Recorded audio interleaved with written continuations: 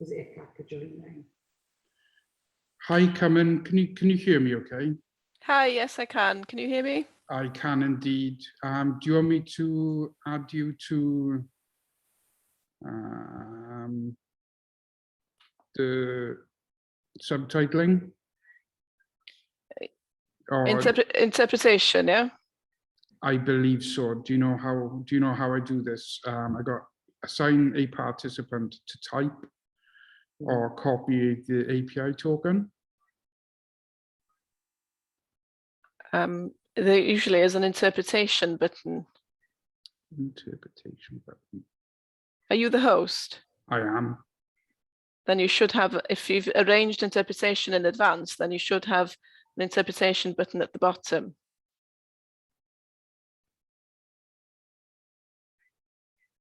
I'm seeing live transcript.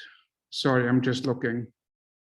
It'll be down at the bottom between share screen and record and all those. Polls. Has the interpretation been arranged in advance? I believe so. Then you should have that icon at the bottom if you're the host. Yeah, it's not showing up. Sorry, I'm just going into the settings. I'm just seeing if I can find this.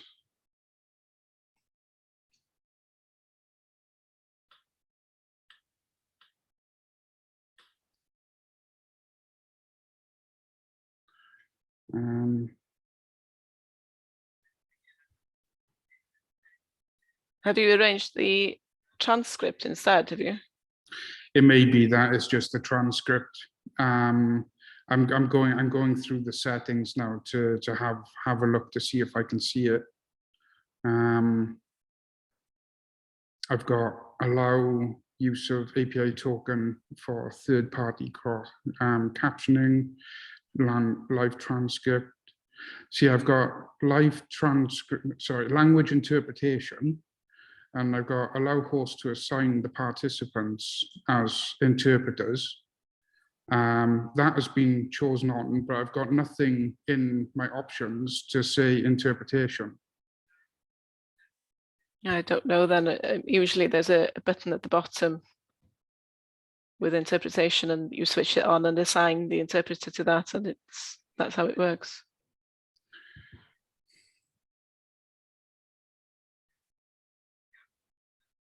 It won't work without it. Yeah, and I can't see where it's definitely not showing up.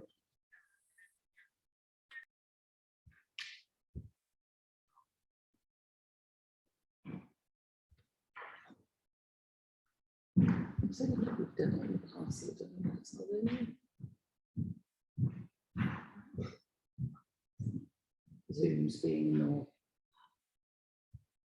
We can't assign the interpretation to come in.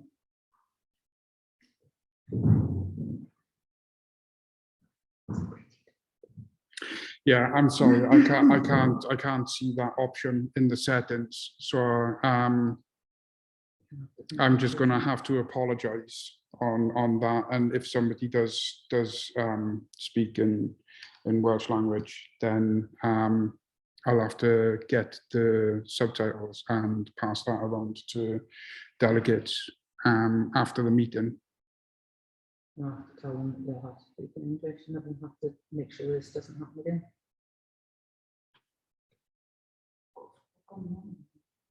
Zoom's not allowing Gav to find the button to assign the translation.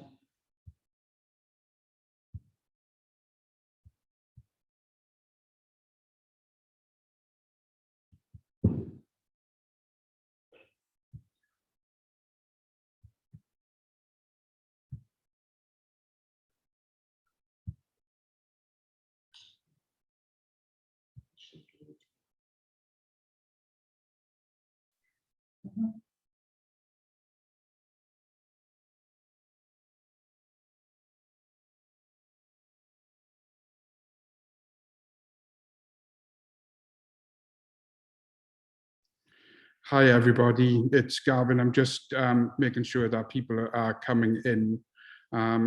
Shavana Taj will be chairing the meeting. I'm not sure if she's here at the moment. I've not seen her coming in. I'm here. You I'm are? here. There you Yeah, go. I'm on. Hi, Shav. Hiya. Coming for their time and you'll have to let them go. Okay. Shav, just to let you know, there's a problem with Zoom on our side at the moment where I can't assign the transcribing of Welsh language to Cummin.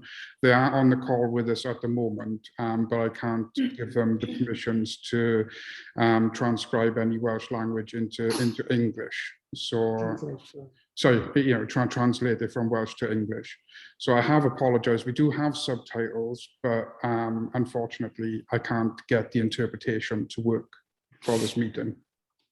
Okay. Can you post that into the chat so that people can be aware of that and know how to actually turn the translation on if they wanted it, the written translation? We can have transcribing. So Transcribing, if you yeah, can do like that. live subtitling. Yes, that's on. Flick will post in the chat box now. Okay, brilliant.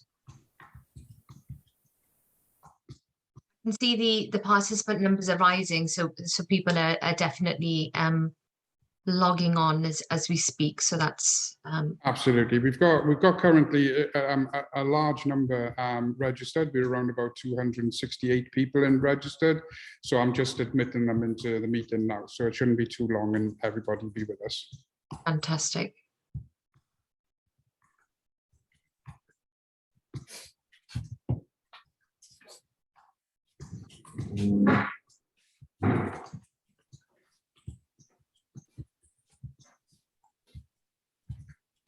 that should cover it.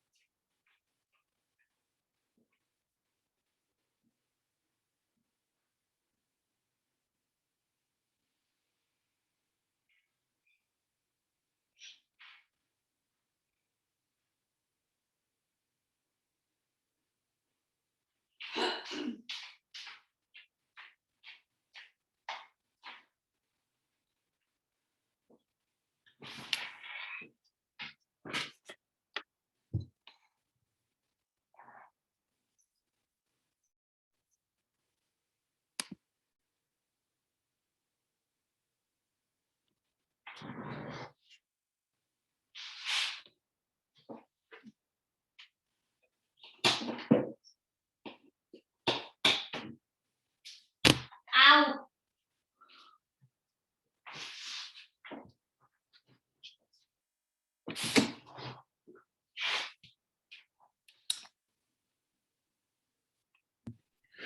Hello, everybody. Just to let you know that we are due to start very shortly. There's a number of people coming in, so we're just giving everybody a chance to join the meeting before we actually start proper. So just give us a couple of minutes and everybody be with us.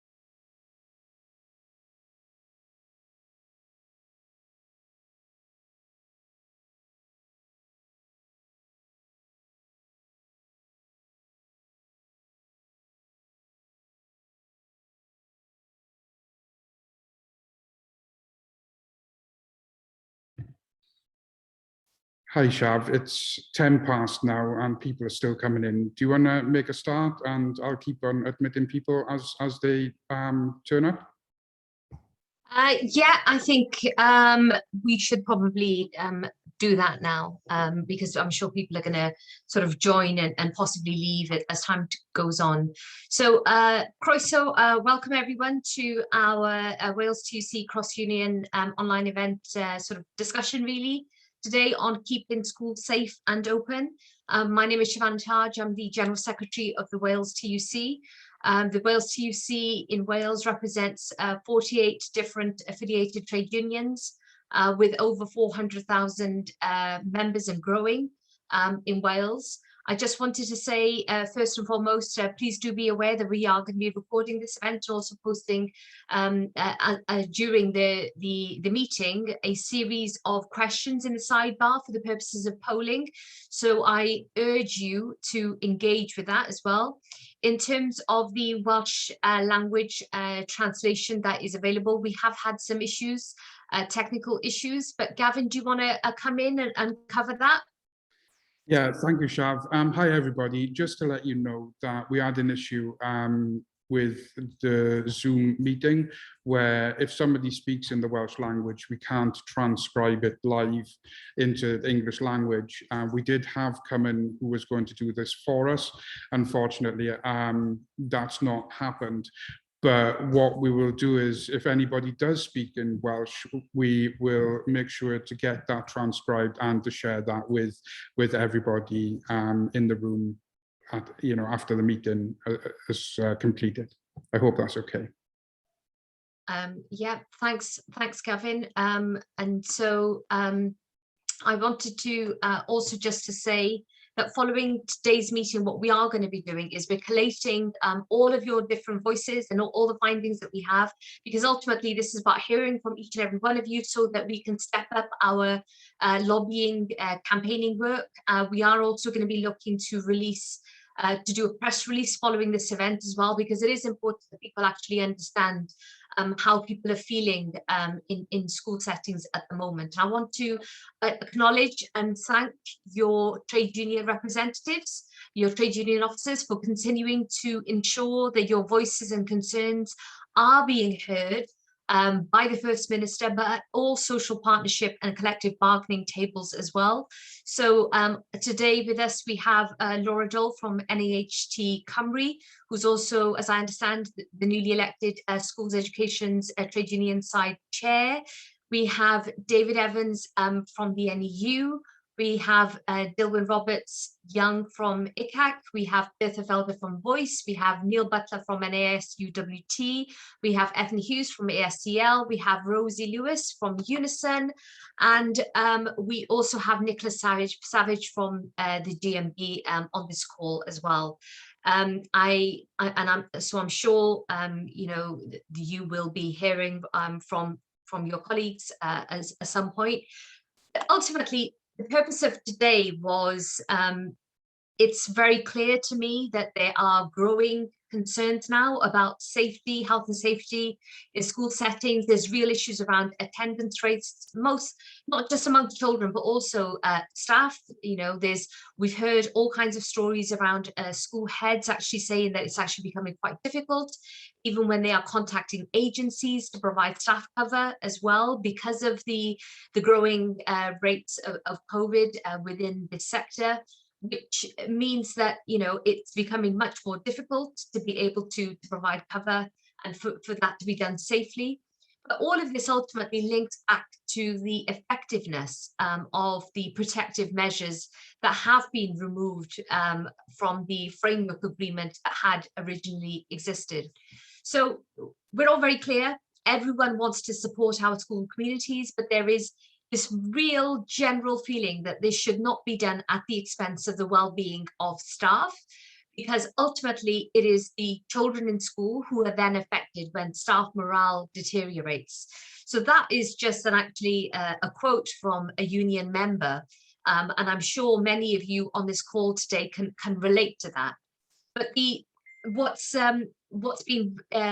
very clear, and today this morning we had a social partnership meeting where we meet with the First Minister and other social partners on a regular basis to talk about the impact of COVID-19 and what is happening out there.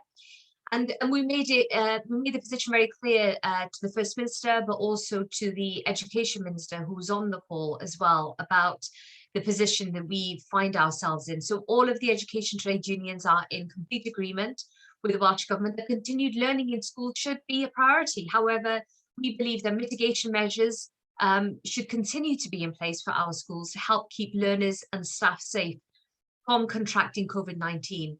And if we fail to put protection for everyone in place now, we will continue to see unmanageable levels of staff and pupil absences, which could lead to long-term issues.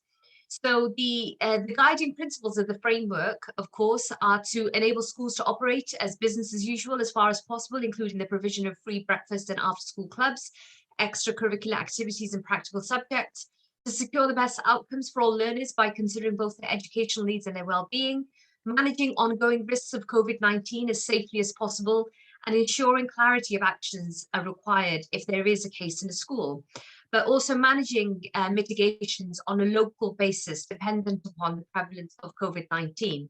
So the unions have been very clear in terms of what it is that we are seeking. There has been, your unions have been collating lots of data, and this information has been shared with the Assembly members and wider politicians too, including council leaders.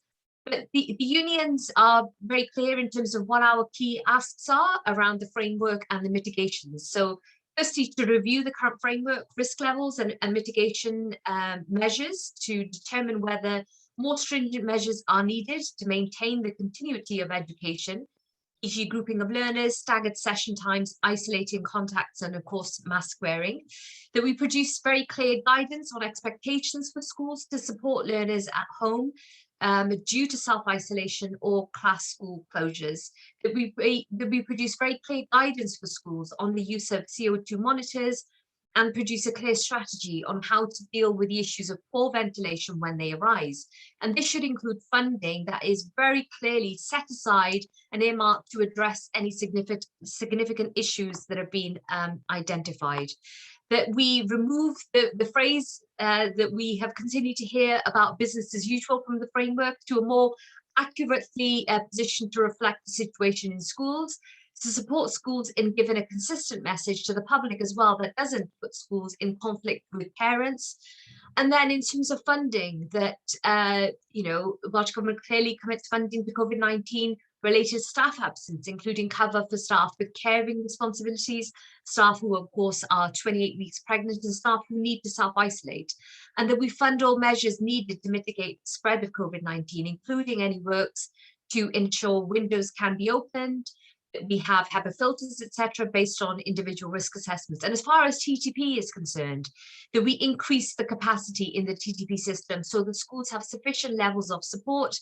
I know there's been so much confusion around TTP and what the guidance actually says, and there's been lots of conflicting positions across the different schools.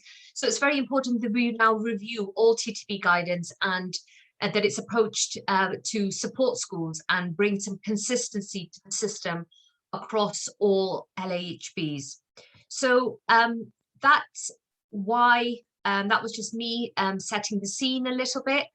Just to say, we don't have the Minister with us this evening, but as I understand it, we do have some Welsh Government officials that are on the call. So if at any stage they wanted to come in and speak, then if they would indicate in the sidebar, then we can definitely do that. But alternative, like I said, today is really very much to hear from the workforce themselves. So if that is okay with everybody, I can see our numbers of participants is increasing as time goes on. I will open up and invite in Louise Jones, who is the head teacher in Carmarthenshire, to say a few words about her experience and some of the concerns that she has. Good evening, everybody. Many thanks to everybody for attending this evening and sharing your plights. I know we've all got things that we are concerned about greatly, and ultimately we're affecting lives at the end of the day. We're all in exceptionally difficult positions.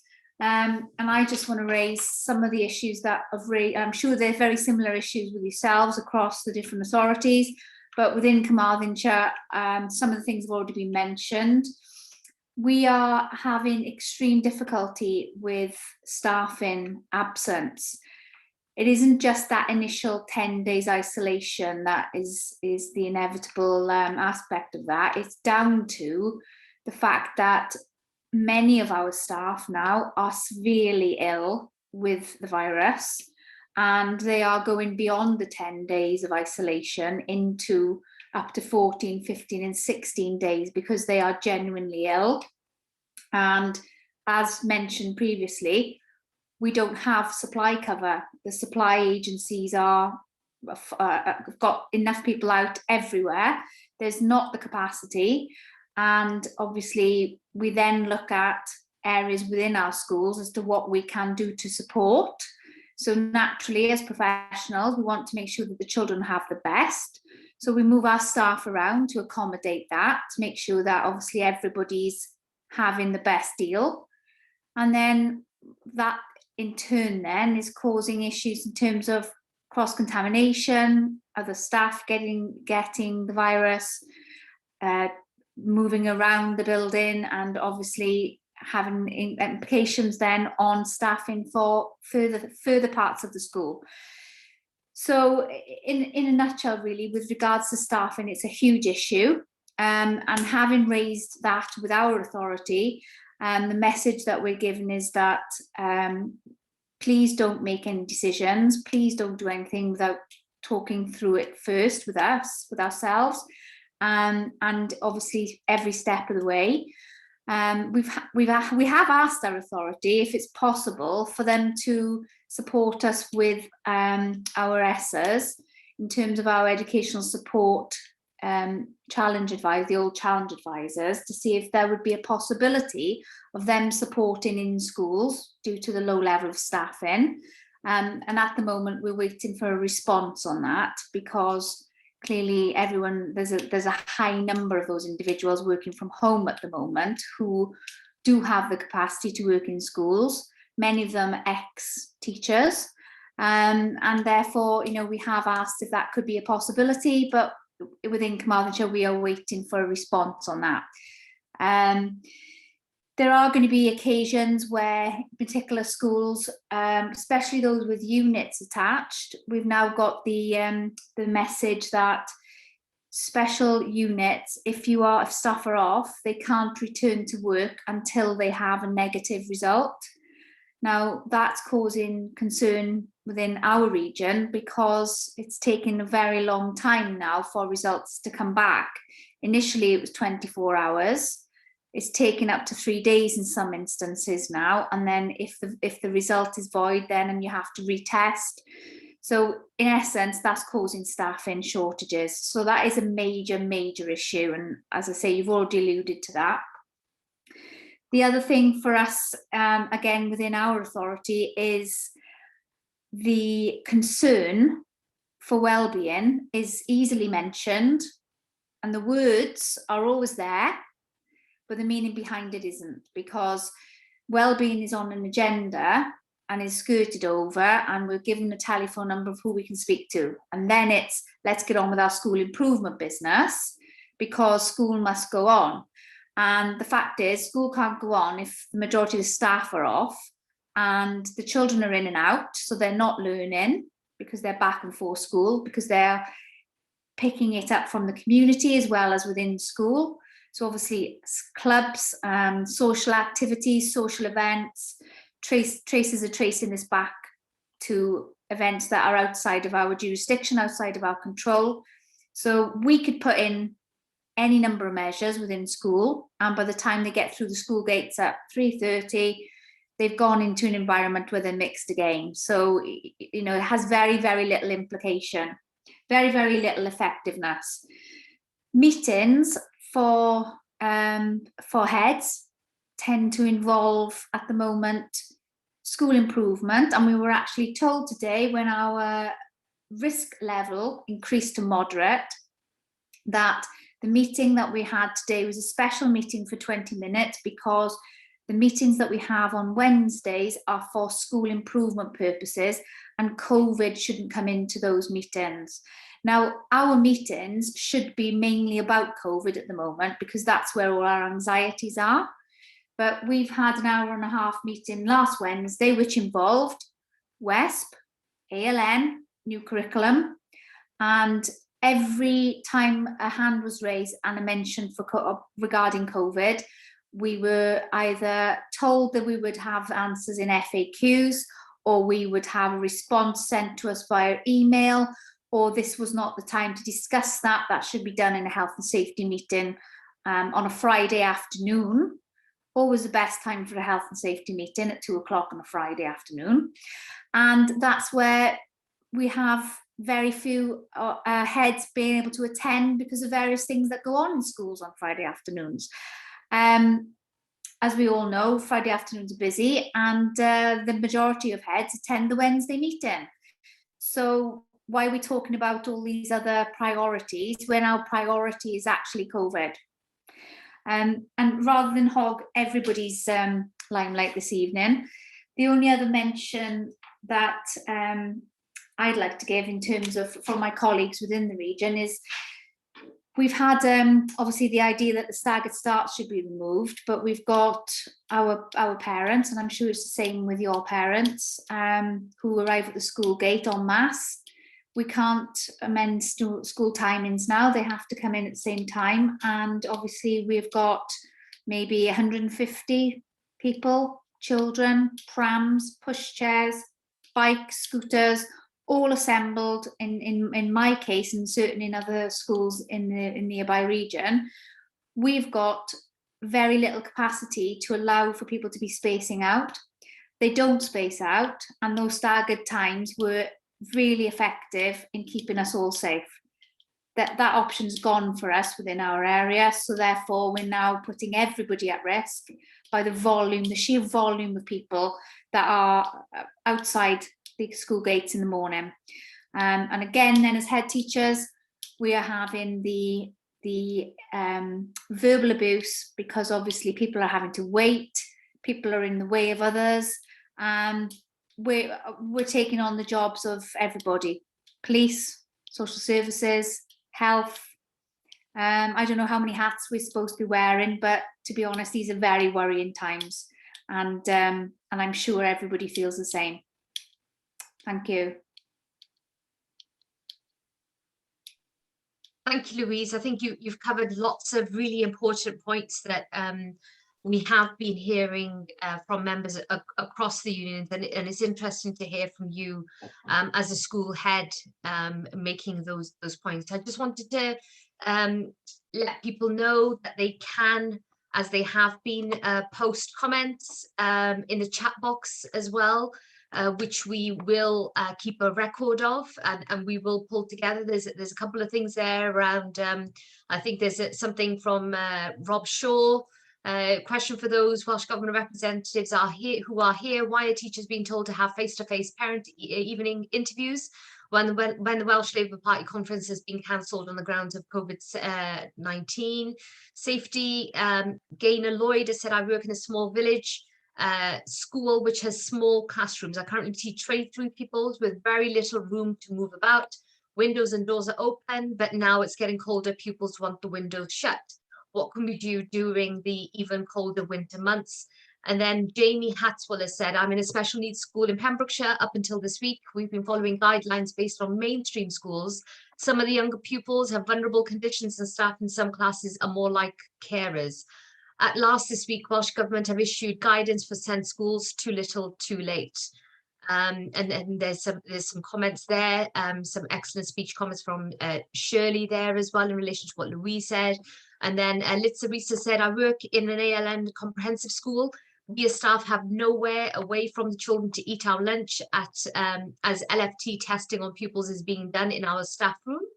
Surely the lateral flow test testing should be done elsewhere for the staff to have a break. Yes, absolutely agree. So I'll keep an eye on that. Next, I'd like to bring in Karina Hansen, who is the head teacher in Swansea and is also the NAHT Cymru president. Karina, are Hi you? there, thank you. Thanks Yeah. very much. Hi, can you hear me? Yeah. Yes, we can. Over to you. Hi, thank you very much. Thanks. Yeah, it's very similar to Louise. The lots of us in Swansea seen very high staff absence. Swansea, one of the first local authorities to move into a high for schools on the framework. Now, when that happened, I must admit, most of us in Swansea were really confused about what that meant for us. So there was a lot of confusion. As a primary school, when I look at the framework that we've got in place that is meant to be there to keep us and our children safe, it really makes very little difference. I feel that the framework doesn't really work for primary settings because there's a caveat in every single mitigation measure that states that might not be suitable for younger children. Now, where's the cut-off for that? Am I talking about my just my reception children, or am I talking about my, because you know, it depends how your primary school works, doesn't it? And the way that you've got your classes organised. So are we talking about younger children as in from year 6 downwards, or are we talking about younger children reception only? I don't know, because the framework really doesn't give very good guidance for us. Now, it's very confusing for us as head teachers because we read that framework and part of that framework includes the TTP. But TTP isn't working because schools aren't being contacted even when sometimes their staff have got COVID. So there's a whole framework, part of a framework that is just not functioning. And you know, the news this week that we're not going to test under 5-year-olds is really confusing. So we've got really high levels of COVID in schools. And now we're not going to test children that are under 5. Well, you know, they may not be in any higher danger, but they can still transmit COVID. So I think we're very confused about the messaging that we're getting from people like TTP, who will be very happy to tell us that there's no transmission in schools, that it's all coming from the community. It's clearly not, because if you look at Swansea, the rates are really high and it's mainly within children of those age, you know, the age groups within primary and secondary school.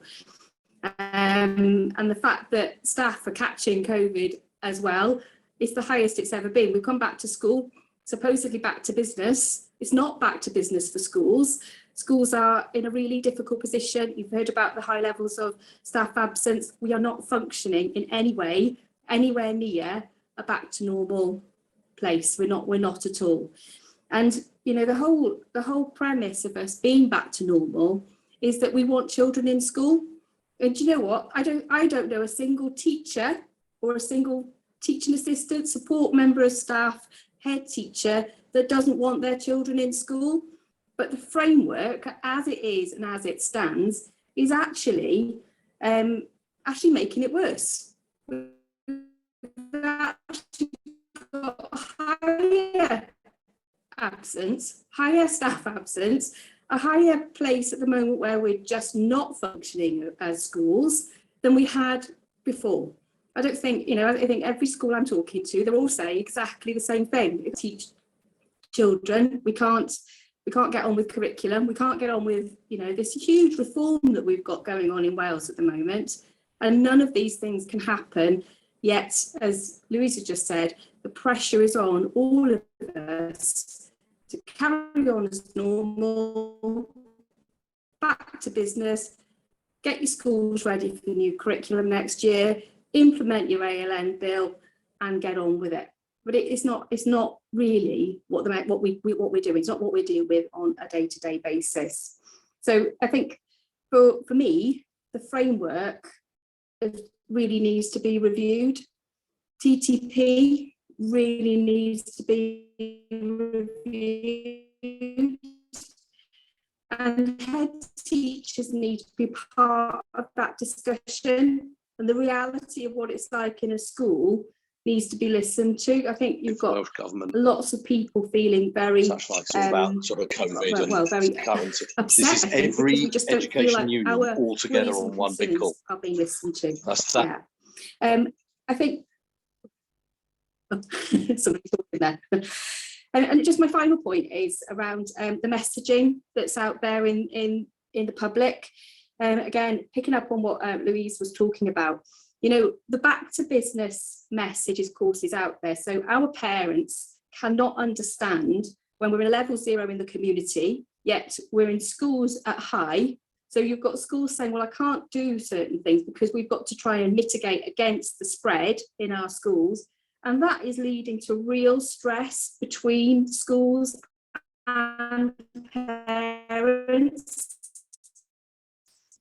You know, we've got this bit of time coming up called Christmas now, and you're going to have parents thinking, yeah, we should have Christmas concerts and we should be having Christmas fairs and there should be all sorts of stuff going on. And you've got a head teacher sitting there going, can I really do that? Am I allowed to do that? What does it mean? Can oh, no, it doesn't actually mention that in my framework because it doesn't tell me. There's not enough detail for me to know whether I can do that. So we're turning to our local authorities who, you know, really aren't giving us the guidance perhaps yet either.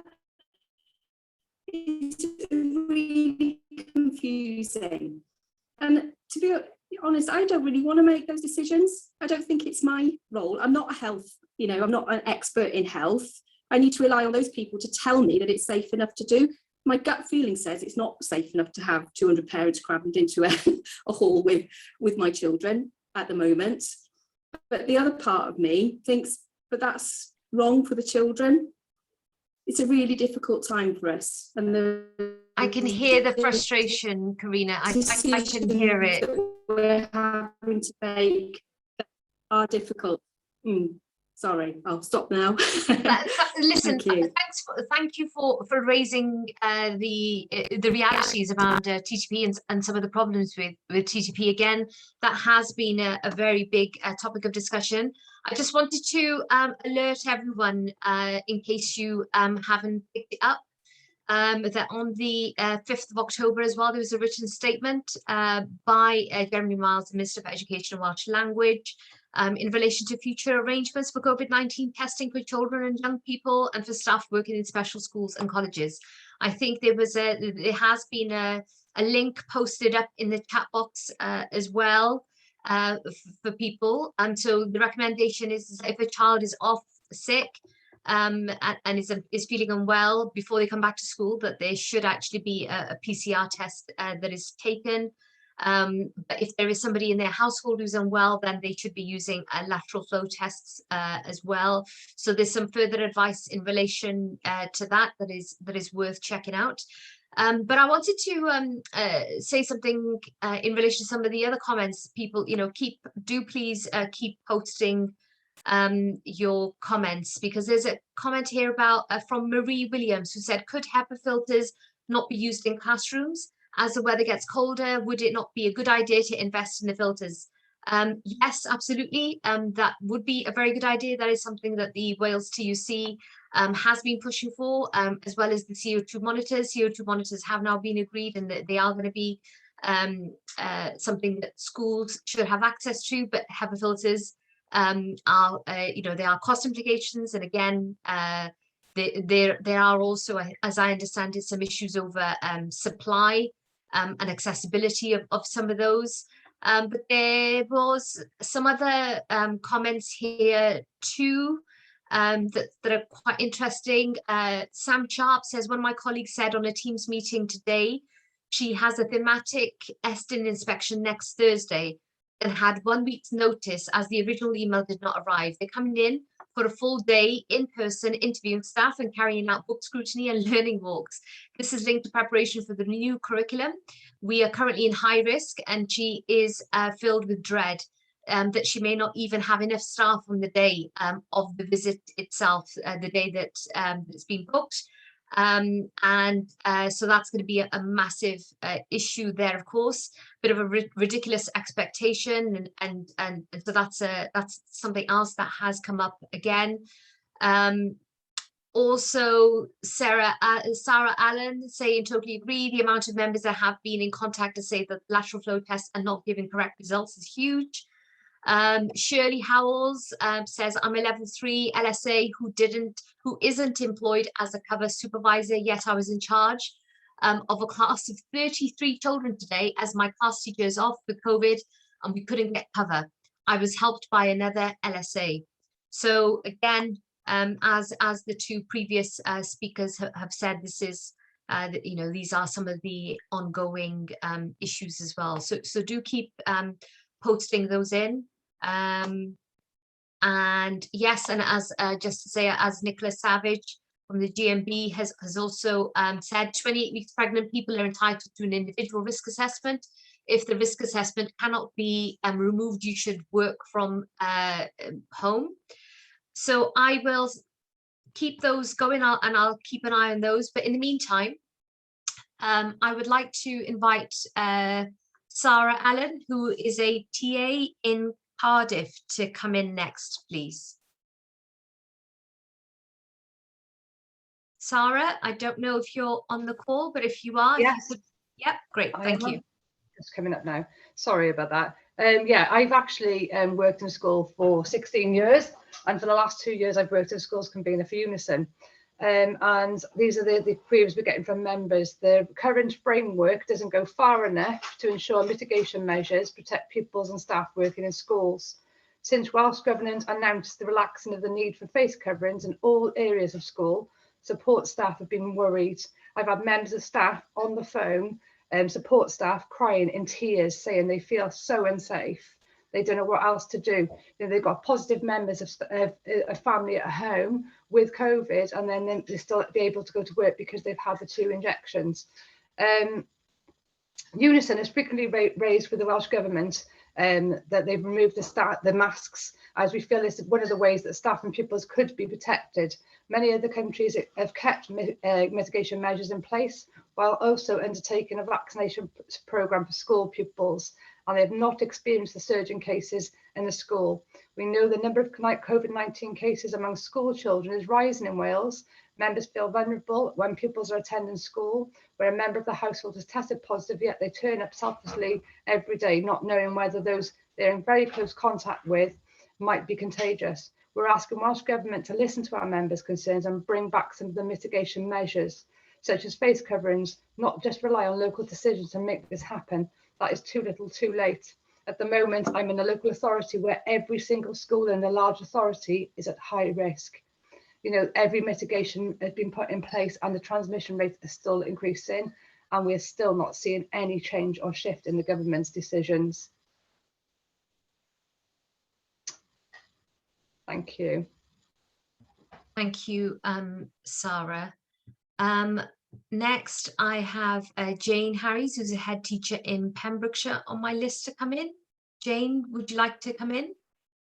Yes, thank you very much. I'm a head teacher in Pembrokeshire, as you just said, and basically a member of ASCL, gathering the thoughts and views of my members in Pembrokeshire and wider. What I would have liked to have asked, should the Minister have been with us, is are the government satisfied with the way in which the return to school has gone since September? You've heard from everybody the issues that they're facing. It's been one of the most challenging return to schools that I've ever had. I'm not going to go over all the challenges. Everybody has very eloquently put that, but what I would like from the Minister or from government is, are they happy with the way in which things have gone? And if they're not, as we would hope they wouldn't be because of the way the depth of feeling that is being shown here, would they be able to respond as to what they think they can do in order to support us? ASCL sit at the table with all our colleagues, and the strength of feeling is evident today, isn't it? Just the many people that are in this room and in this meeting, and the many different unions that all have agreed and have the same voice, really. So it's a plea really from Welsh Government to answer that question, if they would, please. Thank you, Jane. We will make sure that we feed through those questions and many of the comments that are coming in that have been posted up as well. There was, in relation to Estyn, it's worth noting. I think Neil Butler said that he has got a meeting with Estyn, and he is going to be from the NASUWT. So he is going to be raising yet again the issue around school visits. You know, because they should not be taking place if there is a capacity, of course, but also given a situation with cases rising. Nicola Savage from the GMB has also been posting up about GMB member having said schools are no longer safe. Never has there been so many COVID cases in our local schools, and only been back 4 weeks. Our head teacher is fabulous and does everything she can, but there is only so much she can do. With this new rule from the Welsh Government, assembly of not isolating close contacts or children not isolating if someone in their household has COVID is putting all children, staff and their families at risk. I feel there is no thought for us at all, and it is as if COVID has gone. No social distancing, children can't wear masks and are not vaccinated. Some parents are supportive, but some refuse to get their children tested or keep them home. We are fighting a losing battle. We want to do our job, but it is our right and the children's right to feel and to be safe as well. So there's lots of comments there. Alo Davis says, I feel there is now, we are seeing a huge rise in cases in Wales, rural Wales. My daughter went into school today and came home saying that out of 19 girls, there was only 6 girls in due to the overall others having tested positive within the last 2 days. I'm just wondering about child well-being. When does that come into this? My daughter's already been asked to be off school due to her best friends being off. I realise this isn't a major issue and can't be helped within the school. They're trying to make it as safe as possible. So there are lots of different comments that are coming in. But next I wanted to bring in Liz McLean, who works in a special school in Denbighshire. Liz, Hello. you want to come in? Yes, thank you. I'm just unmuting myself. So as Shaz said, my name is Liz McLean and I'm District and Branch Secretary for Denbighshire NEU and also the newly appointed Executive Member for Wales. But I'm also a full-time teacher and I've spent most of my career working in ALM provisions across Wales. And I currently work in a specialist centre for pupils who have a diagnosis of autism and ASD. This past 2 years has been without doubt the most challenging in my career, both as an active trade unionist and as a teacher at the chalkface. This has been caused by the huge pressures mentioned by all the previous speakers, which have been placed on teachers due to the impact of COVID-19 pandemic. Earlier this week, many ALM provisions welcomed the updated advice to parents and carers, which came from the Deputy Chief Medical Officer. We had a letter that urged that if a child should self-isolate if they had any of the following symptoms, which included high temperature, cough, loss of sense of smell and taste, headache, runny nose, sneezing, sore throat, and any other symptoms out of the ordinary. Professor Chris Jones also stressed that the child who had symptoms should not return to school until they had a negative PCR test and were well enough to return. But I would ask that similar advice goes out to all pupils with ALN who are taught in a mainstream setting as well, because they are arguably more at risk than their peers who are taught in a specialist provision.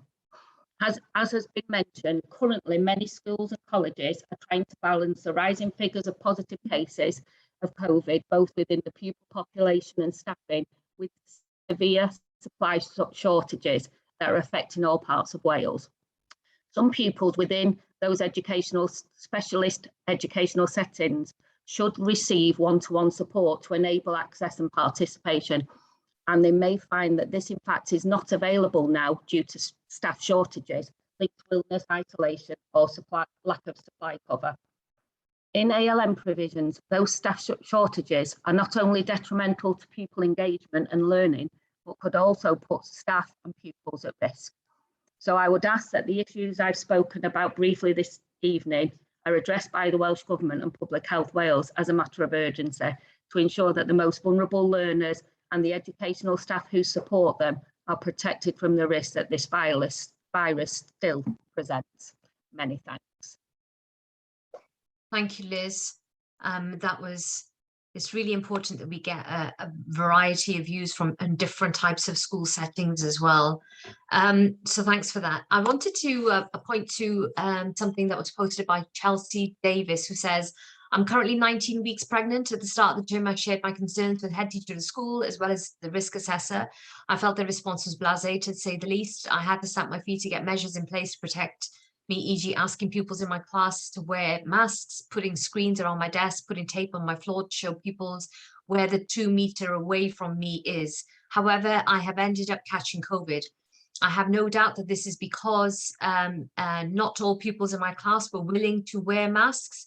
The cleaning of our school is shockingly poor, and pupils are not having to go home if they are close contacts of positive cases, unless they are symptomatic. I am lucky that I have not had a severe case of it. However, other pregnant women will also not be so fortunate. 28 weeks is too late. And on that point, just to say, if you are a pregnant worker and your employer hasn't conducted an individual risk assessment, that is extremely problematic and can be deemed as indirect discrimination. That was something that our lawyers have recently advised, and it's something that we've been sharing with government and also with the EHRC as well. That was a top QC who gave that advice to us. So it is very important that individual risk assessments are completed for all workers, particularly for pregnant workers, and that they are reviewed on a regular basis as well. And just to Jamie Hatswiller said, pupils are getting positive cases in our SEND school in Pembrokeshire, then parents are informed and some choose not to send them in. And staff ratios are too high, so staff from that class are sent to cover other classes, which then can spread the virus and cross-contaminate your course. 4 classes have closed since September. Most staff are not showing main symptoms until 8 to 10 days. So even after a negative PCR on day 2, they then return to work and possibly spread the virus. So, you know, COVID hasn't gone away. COVID is still very much alive and kicking, and is yet to, show us whether or not it's going to change. I wanted to bring in our next speaker, Mairead Canavan from the Vale of Glamorgan to speak next, please. Thanks, Shav. The NEU's priority is the same as Welsh Government's priority, and I'm hearing it's the priority of all the other unions in the room tonight, actually, and that's for education staff to deliver face-to-face, high-quality education to all pupils. However, that needs to be done in a way that protects both adults and pupils in education settings. The narrative that education settings should be operating as close to normal as possible doesn't make sense when the numbers of staff and children isolating are as high or higher than they've been at any time during the pandemic.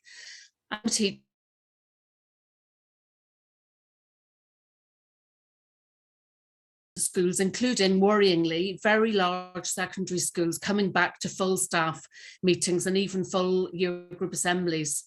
In my own local authority, I know of at least one school with year groups in excess of 300 pupils who've gone back to full assemblies in a windowless auditorium, with the only mitigation being the wearing of face coverings. There's no such thing as social distancing in schools, and certainly not in an auditorium with over 300 pupils. Auditoriums are renowned for having no ventilation, which we now know is the most important mitigation. The extra CO2 monitors haven't made their way into schools in Wales yet, as far as I'm aware of, and this is a breeding ground for the virus. And although double vaccinated staff may not be ending up in hospital, they are becoming infected. Some are becoming quite ill, and all having to isolate, which is putting pressure on schools in terms of covering absence. Many schools are now moving back to full parents' evenings and open evenings. Where these can and have been successfully done online, they should continue to be undertaken online while virus levels are still high and still rising. We all know there are adults in the community who have yet to be vaccinated, and staff should not be expected to sit in crowded rooms face to face with other adults at this point in the pandemic, when there are other successful ways of having these communications.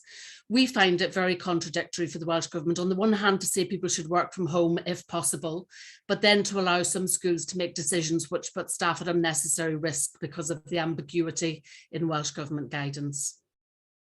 Thank you. Thank you, Mairead.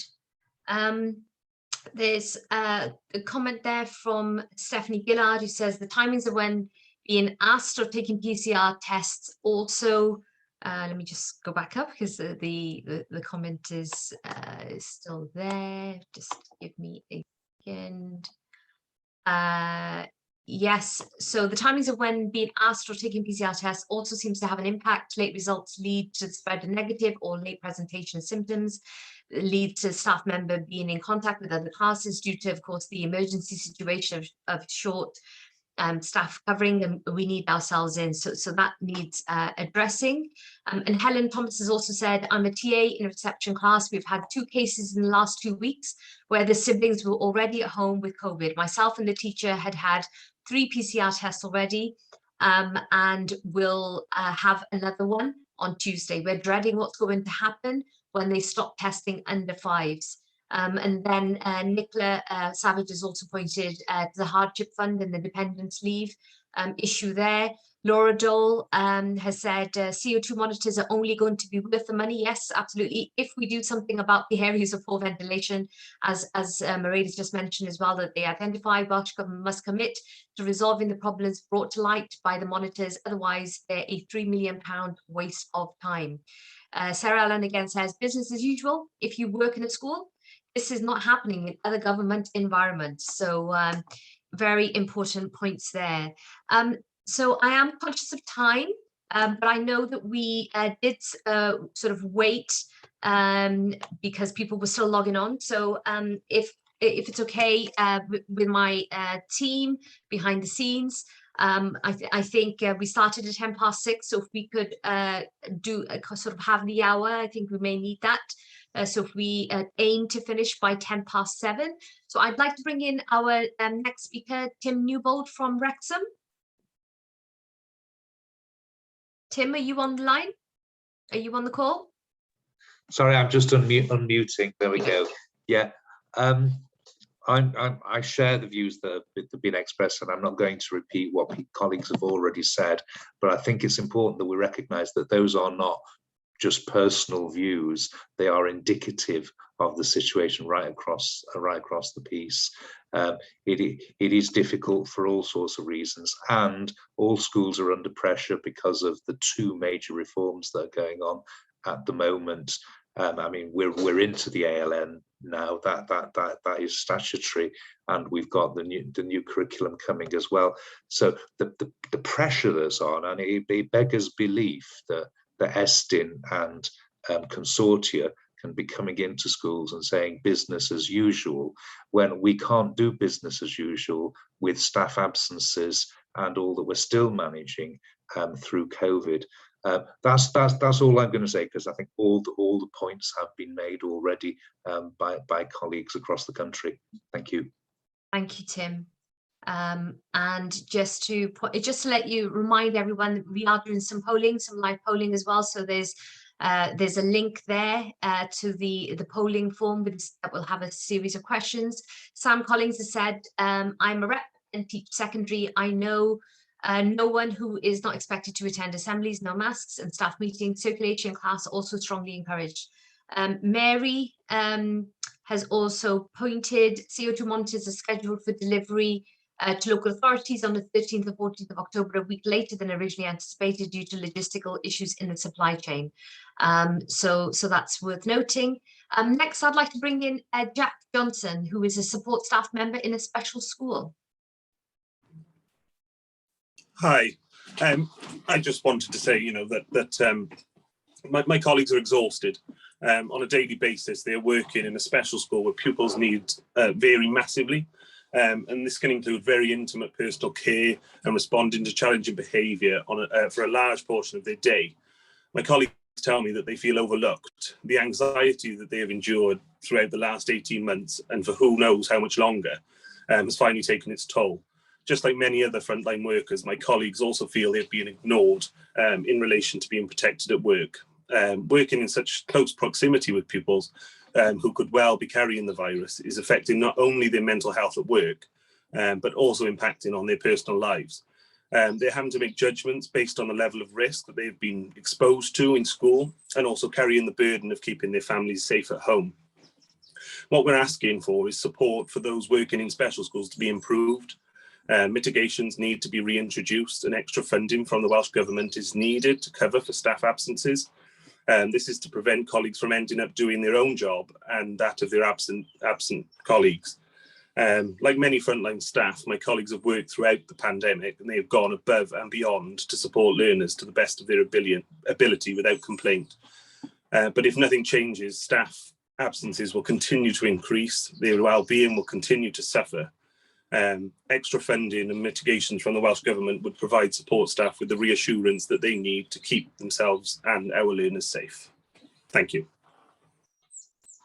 Thank you, Jack. Really important messages there. We've also had a message from Alison Williamson, who said the local authorities are very keen to protect some workers, and that is very keen to protect some workers who are working from home and encouraged to do so still, but school staff are expected to just carry on. The hypocrisy is unbelievable. Eartha said a member has reported there is increased anxiety with pupils in SEND schools, and this is leading to increased aggression, of course, between the pupils, and this is exhausting staff. Yet another knock-on effect there. And Chelsea Davis says, I couldn't agree more. Alison, I have an occupational health meeting arranged, yet this is going to happen over the phone because of COVID. And Laura Dole again says, business as usual does not mean TAs covering classes. Of course, teachers supporting learners in the classroom and at home at the same time, and it does not include school leaders doubling up as lunchtime supervisors. We are far from business as usual. I really fear the long-term impact working at this level in terms of the stress and intensity will have on the profession. And then Stephanie has just sort of supported Jack's position there, as is Nia. And Jamie Hatswell has said, vulnerable pupils in SEND schools who shielded in the first lockdown and are too young for vaccinations or can't have them for health reasons are just as vulnerable now as they were then. Almost most staff are double jabbed, but still can infect their own relatives and children. Yes, and that's an important point to make. I wanted to bring in the next person, who is Roger Vaughan. Roger, I don't know if you are on this call, but if you are and you would like to unmute yourself and come. Helo, su'mai, noswaith dda. Na'i neud o'n Gymraeg a yn Saesneg, I'll do it in Welsh and English quickly. Oedden ni'n mewn sefyllfa ffodus iawn blwyddyn dwytha, gathon ni ddim achosion tan reit yn diwedd y flwyddyn. Ond yn yr 4 wythnos gyntaf yma, mae'r achosion mewn staff a plant wedi mynd trwy'r to. A mae'n jyst yn bryder gyda i bod yr monitor CO2, mae'r tywydd yn oeri a does na ddim, wel, maen nhw'n hwyr yn cyrraedd, a wrach fydd hi'n dolyg mwy na thebyg erbyn nhw'n cyrraedd ysgolion i gyd. I was in a school, I work in a school where last year we had no cases with any year groups having to isolate until the very last week of term. So I think we were one of the only schools who managed that. But this year, our numbers of pupils and staff have gone through the roof. And we're just worried that, where are these CO2 monitors that, as the winter months are coming now, it's going to get colder, the air quality will get poorer and the cases will get higher and higher. And it's just a strain on everybody. Diolch, Roger. Just to say that if anyone does wish to speak in Welsh, there is the live transcript available, so you can enable that, and so that will cover that. Thank you for that. There's a comment here from Nia Good, who said it's obvious that pupils across Wales are having a different experience depending on the location of the school, the quality of the building, and the number of positive cases as well. Rosie Lewis has said, unless there's a whole-scale review of what is happening across and how things can change. Lots of people agreeing with Laura and reminding people that together we are stronger. And there was, I think that is most of what was in the, and there was also a comment from Nia about with so many people isolating, teachers expected to prepare online lessons And there's a culture of expecting work to be presented online when learners are absent. Workload is increasing with marking feedback to written work as well as online work as well. So that's you know, that in itself is causing a massive problem. And Wendy Lewis has said it is demoralizing to work in a crowded secondary school, watching both pupils and staff contract COVID. We just wait to see who is off today. Who amongst them will, you know, become particularly unwell? Will it be us next? Are we going to keep talking about the situation, or is it time for action? And Andrew Hayes said, double jabbing doesn't stop you from getting COVID. We have such members who have been quite ill in the last few weeks. And yeah, absolutely important. Then the last person that I have on my list of speakers who would like to come in is Nia Parry. Nia, are you on the call? Would you like to come in? Yes, hello, good evening. I work in a special school, and I work with colleagues from the NEU in the special school as well, and I know she's here this evening. I know both of us, you know, are happy that the written statement has come, because it's a recognition about the situation in special schools, and it's something that a lot of us have been concerned about for a very long time. So that is a step forward. It's not perfect, you know, it's got a lot of work to do, but it is a recognition, and I think that is the first step of this. I think for us, you know, as a school, it's looking at things such as the risk assessments, you know, and the workload and who is going to do these risk assessments, isn't it? And the pressure and the additional work that comes from that. And it's looking at the robust TTP system as well, isn't it? That things will only work if all the other systems are there to support us and help us, and not become a barrier and not create more problems, because we are there to support the families, and we want the children to come into school, and we want them to feel safe in school and know that they're learning, and help and support our families, because we know that if they're not in school, our children are at home, and with their behaviours and with their additional learning needs, that is a real challenge for some of our families, where online learning is not appropriate or is very limited. So we need to be able to have the children in school, but for them to be safe and have the systems in place to enable us to do that safely. So things like the TTP, the risk assessments, and the whole conversation over testing and the accuracy of the PCRs and the LFTs. So there's a lot more work to do. Written statements are the first step, but we need step 2, 3, and 4 now. And I think that sort of comes up from the special schools, really. Thank you, Nia. And actually, Matthew Salmon, are you on the call, and would you like to address as the ASCL president, please? Yeah, thanks, Shav. I'll just round things off. I mean, this is another direct question, really, for Welsh Government, for the Minister. ASCL members and members from the other unions are all saying the same thing, really. They're telling us day in, day out about the impact of staff and pupil absences in schools and colleges right across the country. And there are significant concerns, not simply in terms of day-to-day operations, which have been well documented in the discussion this evening, but also in terms of the sort of short to medium term work that we have to do in schools. And for example, in relation to the preparedness for the forthcoming exam series, many members are telling us that the framework isn't working, isn't fit for purpose, and some people have said much worse things about it, which I won't repeat here.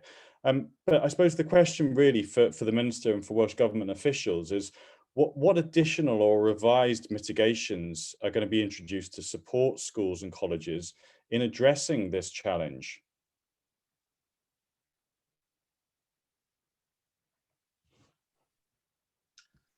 Thank you, Matthew. We will make sure that we feed back all of these questions and the various different comments that we have been picking up from everybody this evening. Rosie Lewis has also put in there, until there's a whole-scale review across Wales, we are only going to see things get worse. What needs to happen before more changes are introduced to protect staff? We know other public sector workers are more confident that they are safer going into work because adequate measures are in place. It should be no different. for those working in schools. And it is worth me mentioning as well that as far as higher education and further education is concerned, their mitigations of risks remain as they were previously. They haven't been removed. So it is concerning that when it comes to school settings, that the situation has been deemed as different. So that is an important point that I wanted to raise. I'm not sure if there is a representative from UCU on the call who may want to say something in relation to this.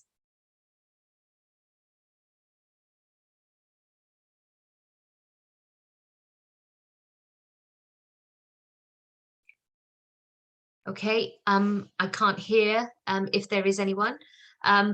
But yeah, again, there's lots of comments here. Gaynor Lloyd has also said, my concern is also planning and implementing the new curriculum, and many pupils have already fallen behind with basic skills. During lockdown, many pupils worked online and did not do any actual handwriting. And so, you know, that in itself is a massive issue. Just to remind everyone, we do have a polling form, so there's a series of questions there. And just to say that we have recorded the event this evening.